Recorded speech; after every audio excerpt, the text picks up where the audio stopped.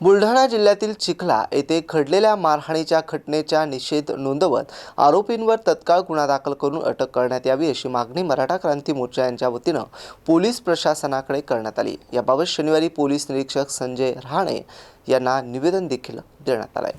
चिखला येथे सरपंच आणि त्यांच्या समर्थकांनी शिवरायांचं स्मारक हटवण्याच्या हेतूने मराठा बांधव आणि भगिनींवर दगडफेक करत मारहाण केल्याचा आरोप करण्यात आला होता।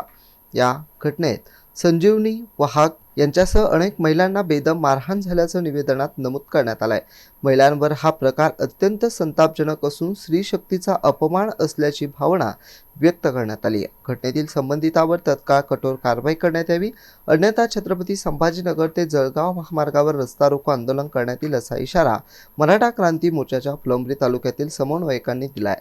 फुलंब्री पोलिसांना दिलेल्या निवेदनावर गणेश मोठे, शुभम जगताप, बाळासाहेब मोभे, साहेबराव शिंदे, अजित भोपळे, अमोल वाहटुळे, कृष्णा दांडेकर, दिलीप वाहटुळे, संतोष जाधव, संदीप श्रीखंडे आदींसह अनेक समाज बांधवांच्या स्वाक्षऱ्या आहेत।